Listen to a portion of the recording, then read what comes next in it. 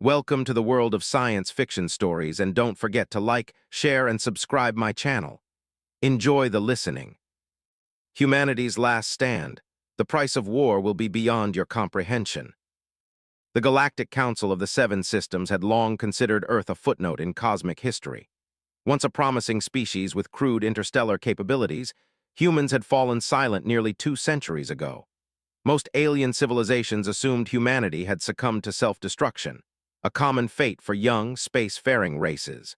Earth became nothing more than a cautionary tale, a planet to be avoided, perhaps studied by extant archaeologists someday when its radiation levels subsided. Admiral Zex Fowler of the Maverian Empire flicked through the holographic displays on the Bridge of the Eternal Vigilance, his flagship stationed at the edge of what was once considered human space. His 6 eyes blinked in sequence, a sign of irritation among his kind.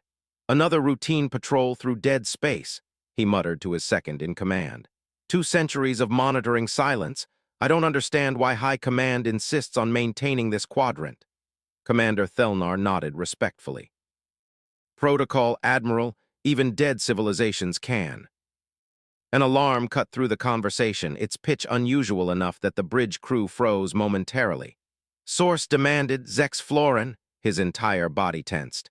The communications officer's voice trembled. "Earth, Admiral. We're receiving a transmission from Earth." Silence consumed the bridge. After nearly 200 years, the dead world was speaking again. "Put it through," ordered the Admiral.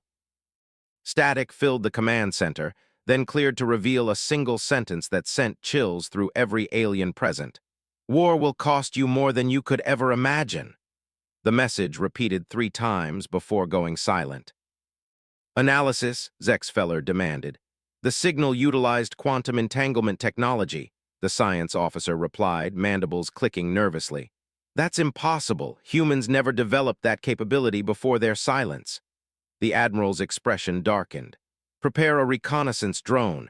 I want visual confirmation of Earth's status immediately." As the drone entered Earth's solar system, 12 hours later the Admiral and his senior staff gathered in the tactical room. The images that emerged contradicted everything they believed about humanity's fate. Earth wasn't a radiation-scarred wasteland. It was alive, transformed. Massive orbital structures encircled the planet.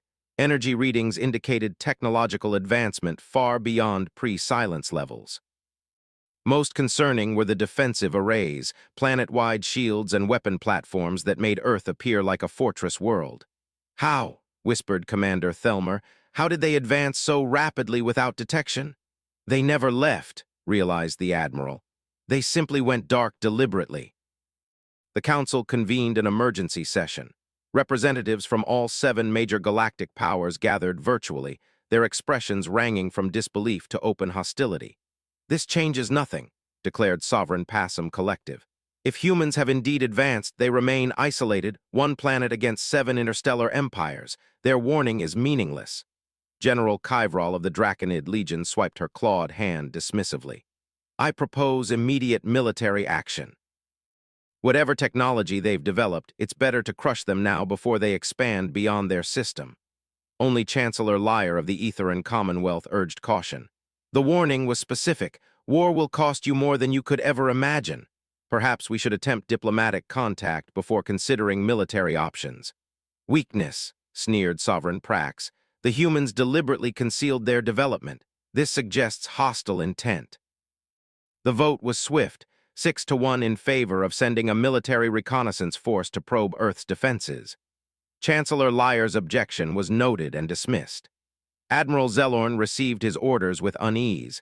The Eternal Vigilance would lead a fleet of 20 warships, ostensibly for reconnaissance, but armed for conflict if necessary. As they approached the Sol system, Science Officer Venal approached the Admiral privately. "Sir, I've been analyzing the limited data we have on human history," he said. "Before their silence, they were remarkably adaptive in warfare, evolving from primitive projectile weapons to rudimentary energy weapons in less than a century.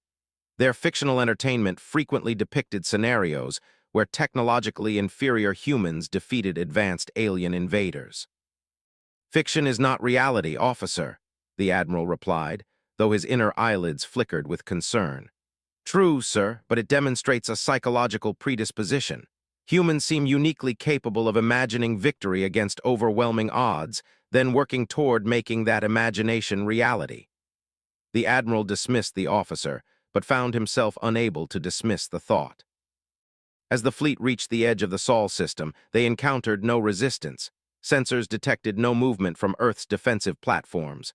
The fleet advanced cautiously toward the blue planet. "Sir, we're being hailed," reported the communications officer. "On screen," ordered Zexaler. A human appeared, physically unremarkable by galactic standards, yet possessing a calm confidence that seemed misplaced for a species facing overwhelming firepower. "This is Admiral Helena Chen of Earth Defense Command. You have entered sovereign human space with a military fleet. State your intentions." Zexfeller drew himself to his full height. "This is Admiral Zex Florin of the Galactic Council. We received your transmission and have come to ascertain Earth's status and intentions toward the galactic community." The human smiled slightly. "With 20 warships, that seems excessive for a diplomatic inquiry." "Precautionary measures," countered Zexfeller. "You have been silent for 2 centuries only to emerge with advanced technology and an ominous warning. Not a warning, Admiral, but a statement of fact." Chen's expression hardened. "You should have sent diplomats before." Before Zex Valor could respond, his tactical officer shouted, "Energy spike. Multiple locations across Earth and its orbital platforms, shields up, evasive maneuvers," ordered the Admiral, but nothing happened. "No weapons fire, no apparent attack." "Sir," the helmsman called out, voice trembling, "the engines aren't responding. None of our systems are responding." Admiral Chen's image remained on screen. "We've temporarily disabled your fleet using a focused electromagnetic pulse. Don't worry, life support remains functional. This is a demonstration, Admiral, not an attack." Zex Valor felt cold fear grip his heart. 20 of the most advanced warships in the galaxy were neutralized in seconds without a single shot fired. "What do you want?" he asked, voice barely controlled. "The same thing we've wanted for 2 centuries, to be left alone to develop in peace," Chen replied. "When we first ventured into space, we encountered evidence of your civilizations. We realized we were hopelessly outmatched technologically. Rather than suffer subjugation or destruction, we chose isolation for 200 years. Time well spent," Chen said with another slight smile. "We will reactivate your ships and allow you to return to your council. Tell them our message again. War will cost you more than you could ever imagine. We don't seek conflict, but we are prepared for it." As promised, the fleet systems reactivated minutes later. Zex Valor ordered an immediate withdrawal, his mind racing with implications. How had humans developed technology capable of neutralizing an entire fleet? What other capabilities had they concealed? As the eternal vigilance accelerated away from Earth, his second-in-command approached. "Your orders, Admiral?" Zex Valorin stared at the view screen, Earth shrinking in the distance. "Prepare a full report for the Council. Include my recommendation that we heed the humans' warning. And if they don't, sir," the Admiral turned, his 6 eyes blinking in perfect unison, a rare sign of absolute clarity among his species, "then may whatever gods they worship have mercy on us all, the unimaginable cost." The emergency session of the Galactic Council stretched into its 3rd day. Admiral Zexfeller stood stoically as accusations flew across the chamber. "Your fleet retreated without firing a single shot," roared General Krail, slamming her scaled fist onto the table. 20 warships rendered impotent by a species that should be primitive by our standards. Would you prefer 20 destroyed warships?" countered the Admiral. "The humans demonstrated technology we don't understand. They disabled our systems temporarily when they could have destroyed us entirely." Sovereign Prax's compound eyes gleamed with malice. "Or perhaps they bluffed and you fell for it. One planetary system cannot stand against our combined might." Only Chancellor Liar supported Zexfeller's position. "The Admiral made the correct decision. The humans' warning is clear. War will cost more than we can imagine.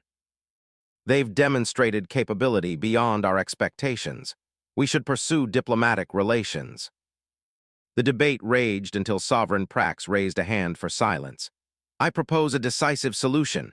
The Hivitum will lead a proper military response, not a reconnaissance mission, but a show of overwhelming force. We will deploy our 7th Fleet with planet cracker weaponry. Either the humans submit to Council authority or they face extinction." The vote was closer this time. 4-3 in favor of military action. Admiral Z. Valor requested reassignment, which was granted with thinly veiled accusations of cowardice. 3 weeks later, the combined fleet of the Galactic Council approached Earth. 500 warships, including 3 dreadnoughts carrying singularity weapons capable of collapsing a planet's core. Admiral Drax of the Hytum Collective led the armada, his mandibles clicking with anticipation. "Humans," he broadcast toward Earth, "this is Admiral Drax of the Galactic Council. Your unregulated technological development and threatening posture toward peaceful civilizations cannot be tolerated. Surrender your advanced weapon systems and submit to Council oversight, or face immediate consequences." The response came not from Earth but from empty space surrounding the fleet. Thousands of small objects blinked into existence simultaneously, each barely larger than a shuttle. Energy readings from unknown objects were reported by the tactical officer, antenna twitching. "They appear to be, sir, they're opening micro-wormholes." "Impossible," Drax began, but his words died as reality warped around his fleet. Each human device generated a localized space-time distortion, not large enough to swallow ships whole, but precisely calibrated to shear off weapons arrays, engine modules, and command centers. Within minutes, the mighty armada was transformed into a drifting collection of crippled vessels. Admiral Helena Chen's face appeared on every functioning screen throughout the fleet. "You were warned," she said simply. "War will cost more than you could imagine. You're experiencing a fraction of that cost now." "This is an act of war," sputtered Admiral Drax, his exoskeleton flushed with rage. "No," Chen corrected. "This is an act of mercy.